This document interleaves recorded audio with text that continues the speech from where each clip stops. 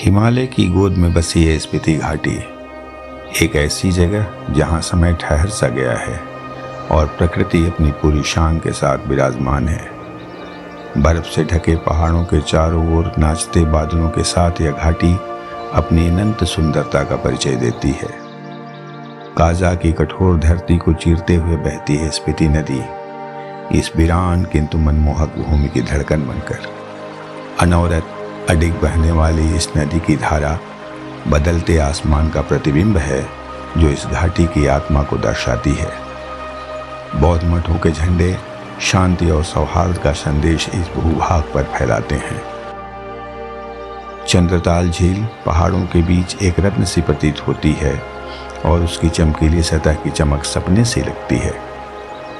यहाँ की गूंजती खामोशी गहरी है जिसे केवल हवाओं की फुसफुसाहट तोड़ती है।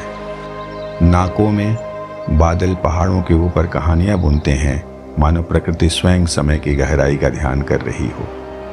लांगजा और कोमिक गांव आपको आकाश के करीब ले जाते हैं, जहां के नज़ारे आत्मा को छू जाते हैं। ढंकर मठ मनुष्य की आस्था और दृढ़ता को दर्शाते हुए अपनी और घाटी के इतिहास का बखान करता है। हम 4 यात्रियों का एक ही सपना, स्पीति को जीतने का। हमने नदियां पार की, ऊंचाइयों को छुआ और कड़ाके की ठंड को सहा। उन लम्हों को कैद किया जो हमेशा हमारे दिलों में रहेंगे। मानचित्र हमारी यात्रा मार्ग को दर्शाता है, लेकिन अनुभव इसे परिभाषित करता है।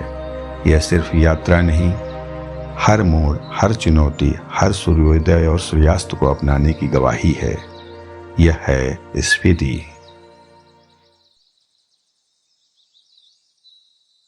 हमारी यात्रा का पहला दिन। चंडीगढ़ से नारकुंडा, दूरी 172 किलोमीटर। हमारी यात्रा 7 अक्टूबर 2024 को चंडीगढ़ से एक ताजगी भरी सर्द सुबह के साथ शुरू हुई। तापमान लगभग 25 डिग्री सेंटीग्रेड था, जो नारकंडा की ओर चढ़ाई करते करते धीरे धीरे 5 डिग्री गिर गया। हम शिमला से गुजरे, जिसे पहाड़ों की रानी कहा जाता है। यह अपने औपनिवेशिक आकर्षण और व्यस्त मॉल रोड के लिए प्रसिद्ध है। 2708 मीटर की ऊंचाई पर बसा नारकंडा ने हमें अपने शांत वातावरण के साथ स्वागत किया। यह जगह सर्दियों में स्कीइंग के लिए जानी जाती है। ताज़ा पहाड़ी हवा और सुनहरे सूर्यास्त ने पहले दिन का अद्भुत पुरस्कार दिया। हमारे पहले दिन की यात्रा अपेक्षाकृत सहज, सरल और सपाट सड़कों पर थी, जो हमें आगे आने वाली चुनौतियों के लिए तैयारी का मौका दे रही थी। हमारी यात्रा का दूसरा दिन नारकंडा से चितकुल, दूरी 174 किलोमीटर। दूसरे दिन हम हाटू पीक की ओर निकले, जो नारकंडा का सबसे ऊंचा पॉइंट है। 3400 मीटर की ऊंचाई पर यह जगह अपनी अद्वितीय सुंदरता के लिए जानी जाती है। यहाँ प्राचीन हाटू माता का मंदिर स्थित है, जो इस लुभावने परिदृश्य में आध्यात्मिकता का पुट जोड़ता है। हमारा अगला पड़ाव चितकुल था, जिसमें 172 किलोमीटर की घुमावदार सड़कें शामिल थीं, जो हमें पहाड़ों के और गहराई में ले गईं। यह यात्रा किन्नौर से होकर गुजरी, जो अपने सेब के बागान और नाटकीय परिदृश्य के लिए प्रसिद्ध है। चितकुल हिंदुस्तान तिब्बत मार्ग पर भारत का आखिरी गांव है, जो 3450 मीटर की ऊंचाई पर स्थित है। यह गांव चारों ओर पहाड़ों से घिरा हुआ है। इसके बीच से होकर बहती है बसपा नदी। यह मार्ग मिला जुला था, शुरुआत में सपाट और समतल मार्ग, अंत में कुछ चुनौतीपूर्ण मोड़। ताजी पहाड़ी हवा और शांत वातावरण ने इस लंबे सफर की थकान को मिटा दिया। तीसरे दिन की यात्रा।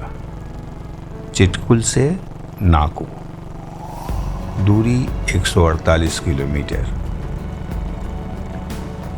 2 दिनों की यात्रा के बाद हमारा शरीर अब इस नए वातावरण और भौगोलिक परिस्थितियों से कुछ अपना तालमेल बिठाने लगा था।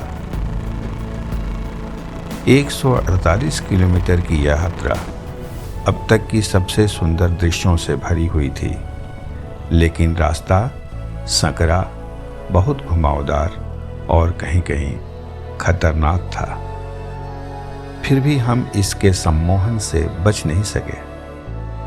चिटकुल में तापमान 3 डिग्री था, लेकिन आगे बढ़ने के साथ साथ और कम होता चला गया। किन्नौर घाटी की खड़ी चट्टानों से गुजरकर हमने स्पीति घाटी में प्रवेश किया। यहाँ हमने अपने आप को एकदम अलग परिवेश में पाया। यह एक शुष्क वातावरण वाला रेगिस्तान था। 3660 मीटर की ऊंचाई पर बसा नाको गांव पहाड़ों से घिरा एक तस्वीर सा लगा। यहाँ की नाको झील जादुई लग रही थी। शांत जल में छिटपुट बादलों से भरे आसमान का प्रतिबिंब झलक रहा था, जो बड़ा मनोहर लग रहा था। नाको का बौद्ध मठ ऊंचाई पर स्थित है, जहां से नीचे की ओर घाटी का विहंगम दृश्य बहुत सुंदर लग रहा था। चौथा दिन, नाको से काजा, दूरी 110 किलोमीटर।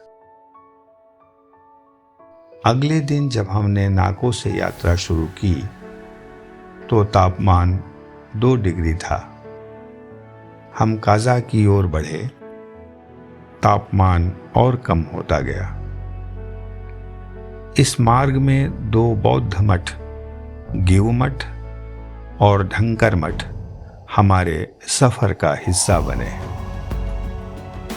गिव मठ तक का रास्ता रोमांचक था, जो सूने बंजर परिदृश्य और छोटे छोटे गांव से होकर गुजरता था।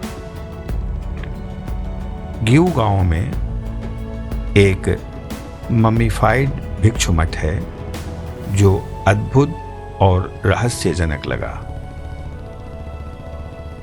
मठ के सून सपाटे वाले माहौल में एक ममी का होना बड़ा ही विचित्र लगा।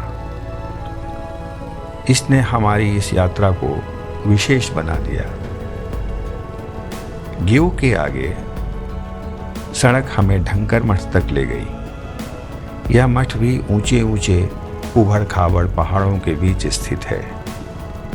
यहाँ से स्पीति नदी को देखने का मजा ही कुछ और है। यह जगह पृथ्वी और आसमान के बीच झूलता हुआ सा प्रतीत होता है। नीरवता और आध्यात्मिकता का बड़ा सुंदर मेल यहाँ अनुभव हुआ। आज की यात्रा का अंतिम चरण काजा था। यह एक विशाल मैदानी, ठंडी हवा से भरा हुआ इलाका है। काजा को स्पीति का दिल भी कहा जाता है। यहाँ का बाजार घाटी का सबसे बड़ा बाजार है। 5वां दिन, लांगजा, कोमिक और हिकिम। 5वां दिन हमने काजा के आसपास के इलाकों को देखने और घूमने में लगाए। हमने लांगजा, कोमिक और हिकिम की यात्रा की और स्पीति घाटी के अद्भुत दृश्यों को देखा और उनको कैमरे में कैद किया, यादें सजोने के लिए। लांगजा के लोग बड़े फ्रेंडली लगे। यह इलाका जीवाश्म यानी फॉसिल के लिए प्रसिद्ध है। साक्ष्यों और वैज्ञानिक अनुसंधान से यह पता चलता है कि यह इलाका करोड़ों वर्षों पहले के वजूद में रहे टेथिस समुद्र की तलहटी से निर्मित है, जो गोंडवाना और लारेसिया नामक 2 प्लेटों के आपसी टकराव में खत्म हुआ। इसी टकराव के चलते वर्तमान हिमालय और तिब्बती पठार की संरचना हुई। यहाँ एक बहुत विशाल भगवान बुद्ध की प्रतिमा भी है। इसके बाद हमने कोमिक का रुख किया। यह समुद्र तल से 4500 मीटर की ऊंचाई पर स्थित है और विश्व का सबसे ऊंचा मोटरेबल गांव यह स्थान है। रास्ते बहुत ही उबड़ खाबड़ थे, लेकिन ऊपर से नज़ारा बेमिसाल था। जहाँ तक नज़र जाती थी बर्फ से ढके पहाड़ दिखते थे। यहाँ भी हमें एक मठ मिला, अंत में हम लोग हिकिम पहुंचे, जहां विश्व का सबसे ऊंचा डाकघर 4,400 मीटर की ऊंचाई पर स्थित है। अब तक हम लोग 3 गांव लांगजा, कोमिक और हिकिम देख चुके थे। हर गांव ने स्पीति की अनोखी सुंदरता का दर्शन कराया। समय से अछूता यह इलाका एकदम अनोखा था। आज का दिन बहुत ही सार्थक दिन था। आज हमने सुंदर सुंदर दृश्यों के साथ यहाँ के इतिहास और संस्कृति के बारे में भी कुछ जाना। छठा दिन, काजा से लोसर, दूरी 70 किलोमीटर। छठे दिन हमने काजा से लोसर 70 किलोमीटर की यात्रा की। यह यात्रा हमने कीमठ, चीचम और किब्बर गांव से गुजरकर तय किया। तापमान 2 डिग्री सेल्सियस था। निसंदेह हवा बहुत ठंडी और रोमांचक थी।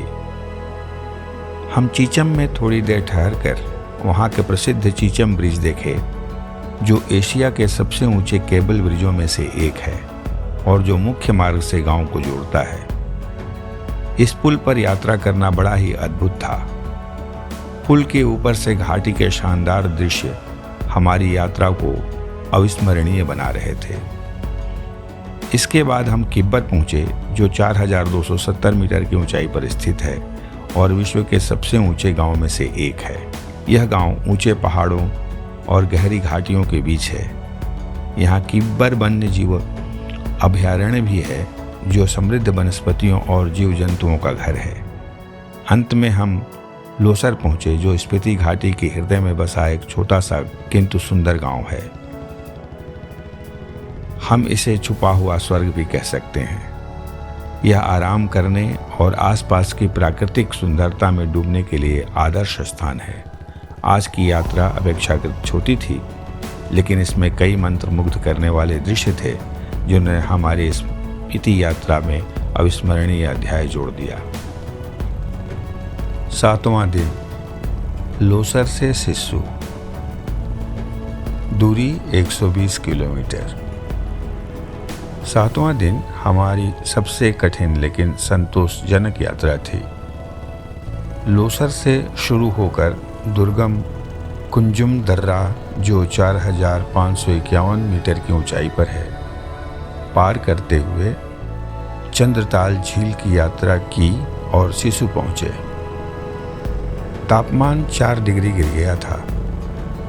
कुंजुम दर्रे की चढ़ाई बर्फीली हवाओं और कंकरीले पत्थरों से भरे रास्तों ने हमारे कुशल मोटरसाइकिल चालक होने की अच्छी परीक्षा ली।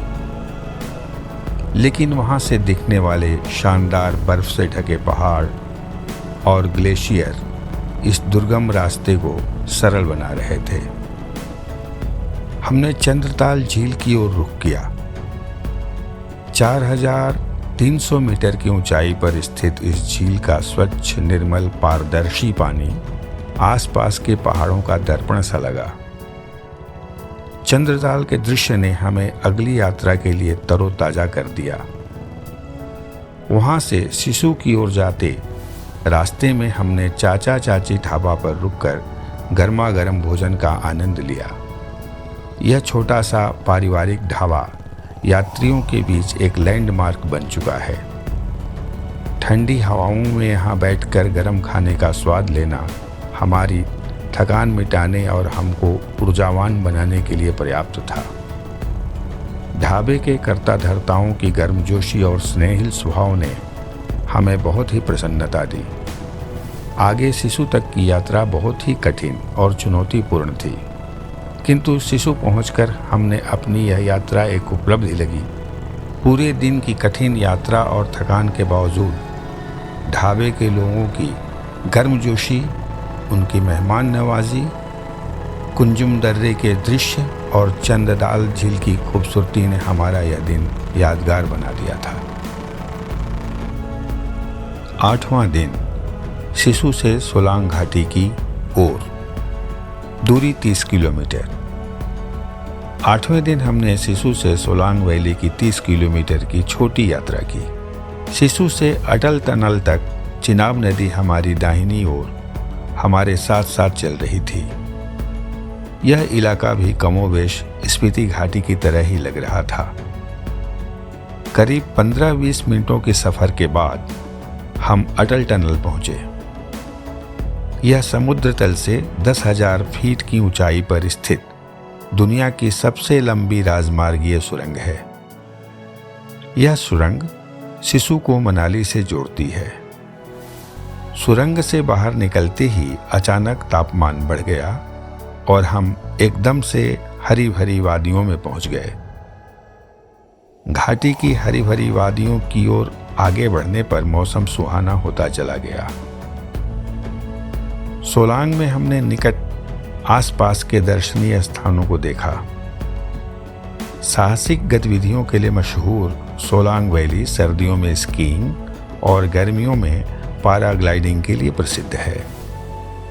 हमने जिप लाइनिंग, घुड़सवारी और ऑफ रोडिंग जैसे गतिविधियों का आनंद लेते हुए वहां के जीवंत माहौल का मजा लिया।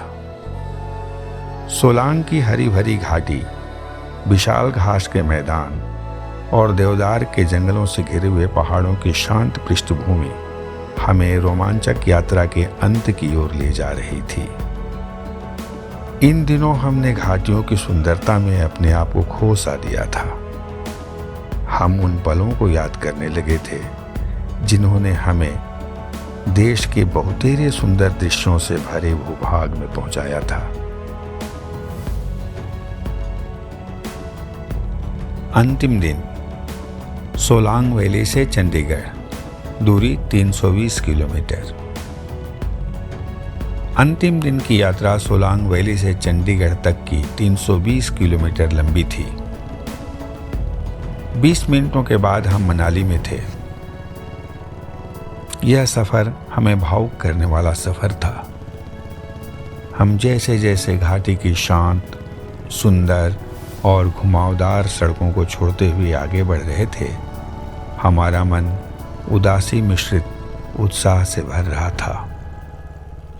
तापमान लगभग 10 डिग्री था और मैदानी इलाकों की ओर बढ़ते समय यह और भी बढ़ता गया। हम क्रमशः अब अपने परिचित माहौल में घुसते जा रहे थे। स्पीति के अनछुए प्राकृतिक माहौल, सीधी सरल जीवन शैली अब पीछे छूटने लगी थी। उसकी जगह सीधी सपाट सड़कें, तेज तर्रार जीवन शैली ले रही थी। हमारे दिलों में एक संतोष और खुशी की भावना थी। हमने ऊंचे दर्रे पार किए थे, दूरस्थ घाटियों की यात्रा की थी और स्पीति की नैसर्गिक सुंदरता का आनंद लिया था। मन में खुशी थी, लेकिन वह कहीं न कहीं मायूस भी था। यह आजीवन नहीं भूल पाने वाली यात्रा थी। जब हम चंडीगढ़ पहुंचे तो स्पीति की शांति के बाद शहर की हलचल और चकाचौंध मिली। 8 दिनों की शांत प्रकृति का साथ छूट गया था। हम सोच रहे थे, स्थान परिवर्तन से कितना कुछ बदल जाता है। यहाँ भी तो प्रकृति के साथ ही है सब, किंतु कितना भिन्न, कितनी विषमता। हम 9 दिनों की यात्रा पूरी कर चुके थे। हमारी आंखों में बसी घाटियों की सुंदरता, हम कभी भी इसे अपने से अलग नहीं कर पाएंगे।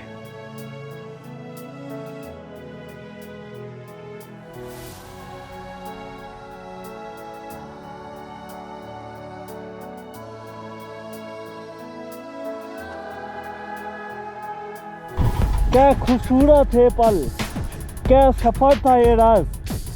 कभी नहीं भूल पाएंगे ये चीज़। जिंदगी में ये चीज़ सारा एनी टाइम याद रखना पड़ेगा। कैसा, वाह वाह वाह वाह। सच में ही रास्ता है कि बाबा सिर है। 19-20 का फर्क है, चलो 19 लाख का फर्क है।